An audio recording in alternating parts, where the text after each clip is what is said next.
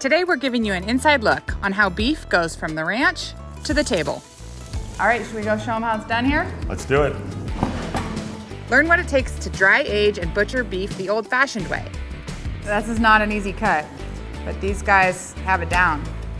Before we fire up the grill and share our tips for the perfectly cooked steak.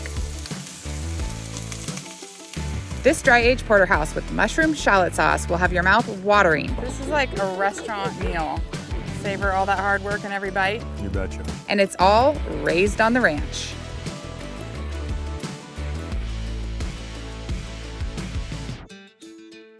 We're here at Five Mary's Custom Meat Company. This is our own butchery facility that we built a couple years ago, a short distance from our ranch where we raise our livestock. We always like to do things the best way we possibly can, produce the best quality product we possibly can, and for us that meant building our own facility. We've got a great team of talented craft butchers in here, dry aging the meat, cutting the meat, putting it in packages, and helping us get it on people's tables. Ground beef from the grocery store can have hundreds of different samples of DNA from different animals because that's how they're making it in a big old vat. Here we get to do it animal by animal with traceability right back to these animals we raise, and that's really important for our customers.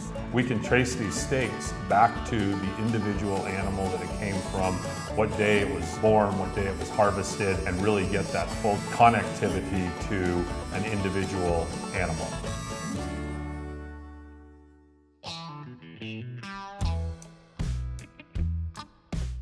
We're now in our dry aging cooler. Dry aging is really important to optimize the flavor of the beef and optimize the tenderness of the beef. And we did a lot of research on this before we even started ranching, when we were in the restaurant industry trying to find like what makes the best possible beef. So these carcasses, these are quarters here, and they will hang here for 18 to 21 to 28 days. The more good, clean fat it has, the better it dry ages. You can go out in the field and harvest a sheep or a hog, put them on a spit, and have dinner that night. You can't do that with beef. They have to age and get a little of that water and that moisture out. The dry aging's been around for a long time. It kind of lost favor as the meat industry consolidated and put more emphasis on efficiency. Almost all beef that you'll run across is wet aged. The animal's harvested. That breakdown process happens in a vacuum sealed container in the back of a truck. The problem is when they dry age, you lose a lot of volume. So most people aren't focused on that because they don't want 20% less meat to sell at the end of the day.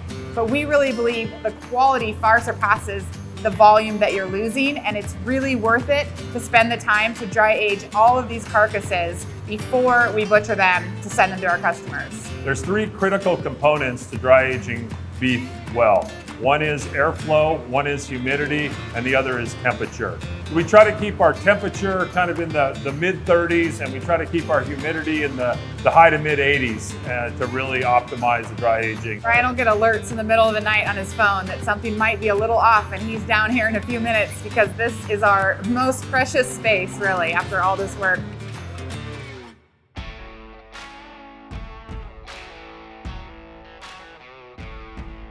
This is where the magic happens. We're here in the processing room. With beef, we have all kinds of really interesting cuts and steaks like the bavette, the picanha, the rancher. And it's amazing to have this team of talented cutters where we can say like, hey, we saw a new cut that's gaining popularity. Can we try that? How can we cut it? So having the expertise of this team right here in our processing room with our own meat has really elevated our game. Our goal here is to take that quarter of beef and turn it into retail packages. Hangs on the rail there. Lee will start to take the beef apart and then take specific cuts off of it. We bring it here on the table, and this is where all the retail cutting happens. We've got some porterhouses here, cutting a flat iron. Rib eyes here. Everything's thick cut on our bone-in steaks. Yep.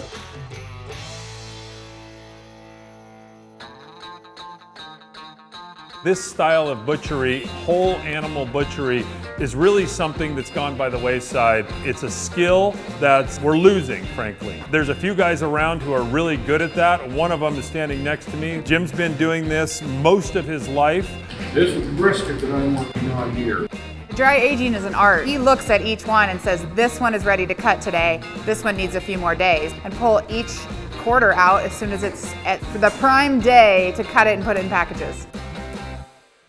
Jenny is our anchor point down here at packaging. So she takes these beautiful cuts and she cleans each one up to make it look its best. So when these ribeyes that she's cleaning up are cut on the bone saw, you get a little bit of what's called the bone dust on the outside of that cut. Totally fine, totally edible, but she cleans each one up by hand before she puts it into the package. The bone-in cuts get what's called bone guard put on the edge here, and that just protects it because when you seal this package, that bone can pop through the package, and we want to make sure these are sealed as well as possible. And then Steven will put our labels on them, put them in the blast freezer, and they're ready to go. The blast freezer is designed extreme low temperatures, a lot of airflow. What that does is it flash freezes our meat cuts down to temperature very quickly, and that really improves the quality at the end. It stays in here overnight. In the morning, the first thing the team does is pull all the cuts from the day before out of here. So once we bring these in from the blast freezer, all of these cuts get sorted by type, by weight, before we take them over to the farm store. While our customers enjoy our premium beef all across the country, we enjoy the fruits of our labors right on the ranch. One of my favorite ways to showcase our beef is by making a wood-fired porterhouse steak with a delicious mushroom-shallot sauce. We're out here at our Rodeo Arena grill. Brian and I built this grill because we really like grilling to be social. And this grill, everybody can kind of gather around. You can have different temperatures while you cook. And tonight I have some of my favorite spread here. First of all, Five Mary's Porterhouse steaks. Now a porterhouse is known as the king of cuts because you get the New York strip plus the filet mignon and a big, fat, beautiful filet at that. These are a bone-in cut. We cut them extra thick at Five Mary's. These are dry aged to perfection, and all they need is a little Five Mary's spice rub or salt and pepper. I already gave these a good pat dry. When you take your steaks out of the fridge or out of the packaging, it's really important to pat your steaks dry. If you don't and there's a little bit of moisture on the outside, they will steam, and you don't want the outside to steam. You want it to grill. So I've got these seasoned, and then I'm gonna set these aside while I make my favorite mushroom-shallot sauce to do justice to these beautiful porterhouses. I just do it right here on the grill. So I have my heavy cast iron pan. I'm gonna first add some butter. Got about 5 tablespoons of butter, and I'm gonna let that melt in this hot pan first. I'm gonna add these finely minced shallots and a little minced garlic.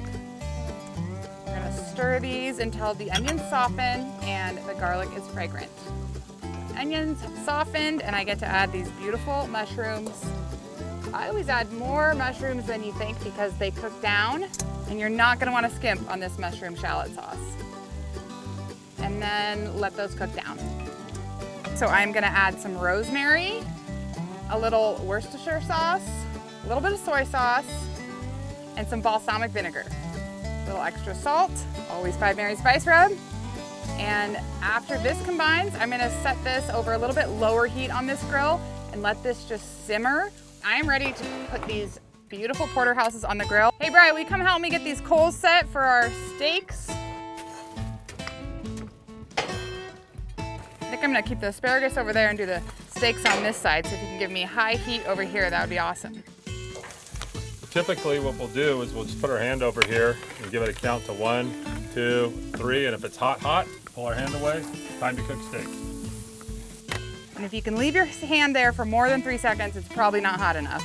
So this fire gives you a lot of heat with these coals. So Brian always believes it's best to keep them moving. So it's nice to have the hot heat, but you kind of need to make sure that you're tempering that heat, flipping your steaks so that they're gonna cook all the way through without getting burnt on the outside. All right, I'm gonna get this asparagus ready. So on this asparagus, I just put a little olive oil and M5 spice rub. All right, will you throw those in the grill for me up there, sweetie? Every culture kind of has their own style of grilling. We saw this, it's inspired from a grill in Uruguay where they really have this social aspect to their grilling. You can't just throw any cookware on a hot grill. We've got our stove pan here that's a heavy bottom cast iron. I love making one fire, bringing all my ingredients down and cooking everything at once. If you have good cookware, you really can do that well. Asparagus looks great. Those look perfect. One of the most important aspects when you're grilling meat is to let it rest. Brian's gonna pull these off about 126, 127 degrees, and then either use tin foil or a lid. I like to use this enameled pan over my cutting board, and at least 5 to 10 minutes of rest for this beef will let all those juices reabsorb, and it continues cooking about 3 to 5 degrees. So that'll give us a perfect 130 degree steak at the end of the day, which is about medium rare. But if you wait too long, they will continue to cook while they're resting and they might be a little overdone. 5 minutes to rest, let the mushroom sauce heat up again, and we're ready to eat. Good teamwork. Filet mignon first. Looks perfect. Still a little pink inside. New York side looks cooked to perfection. The girls are gonna literally devour this meal as soon as they're done. So let's just enjoy a minute of quiet. Cheers. Besides the dogs barking. For the recipes and products shared in this video, please see the descriptions below. Do you have a favorite way to prepare your steak? We'd love to hear from you in the comments. So good. This is like a restaurant meal. Savor all that hard work in every bite. You betcha. And for more delicious ways to cook beef, check out our Burger Bar episode, which also features our bacon marmalade.